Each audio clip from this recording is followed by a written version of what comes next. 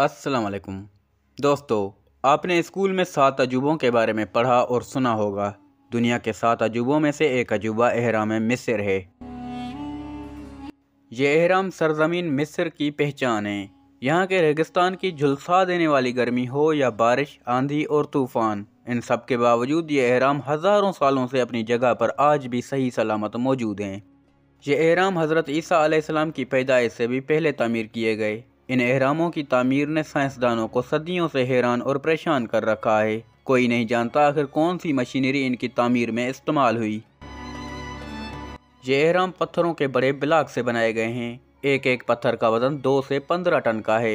एक एहराम में तकरीबन 20 लाख पत्थर लगाए गए हैं। एक एहराम की बुलंदी तकरीबन 500 फीट है और ज़मीन पर फैलाव 13 एकड़ पर है। दोस्तों, जो पत्थर एहरामों की तामीर में इस्तेमाल हुआ वो 800 किलोमीटर दूर से लाया गया था।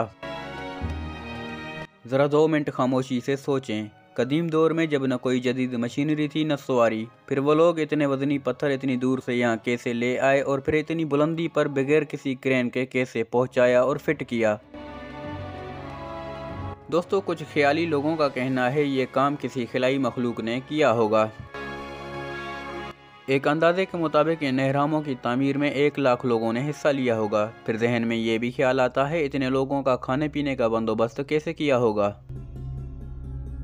कहा जाता है इन एहरामों की तामीर में 20 साल का अरसा लग गया था। ये एक नामुमकिन सा काम था जो इंसानी ज़हानत और हाथों ने कर दिखाया। ख्याल किया जाता है ये एहराम मिस्र के फ़िरौनों ने तामीर करवाए थे। दोस्तों, याद रखें कदीम ज़माने में मिस्र के बादशाहों को फ़िरौन पुकारा जाता था। जो भी बादशाह बनता उसे फ़िरौन का लक़ब मिलता था। एक तरह से इन एहरामों को आप मिस्र के फ़िरौनों की कब्रें भी कह सकते हैं। कदीम मिस्रियों का अकीदा था मरने के बाद इंसान को दूसरी ज़िंदगी भी इसी दुनिया में मिलती है। वो लोग मरने के बाद अपने बादशाहों की लाशें इन्हीं एहरामों में महफूज कर देते थे ताकि दोबारा जिंदा हो तो उसी शान व शौकत से उठे। पूरे मिस्र मुल्क में ऐसे एहरामों की तादाद 80 के करीब है। इन अजूबों को देखने दुनिया भर से हज़ारों लोग आते हैं। ये वीडियो कैसी लगी कमेंट में ज़रूर बता दें। फिर किसी नए अजूबे के साथ हम आपके साथ होंगे। AQ इन्फो को सब्सक्राइब कर लें और घंटी के निशान को दबा दें ताकि हमारी वीडियोस बर वक्त आपको मिल सकें। मिलते हैं अगली वीडियो में। अल्लाह हाफिज़।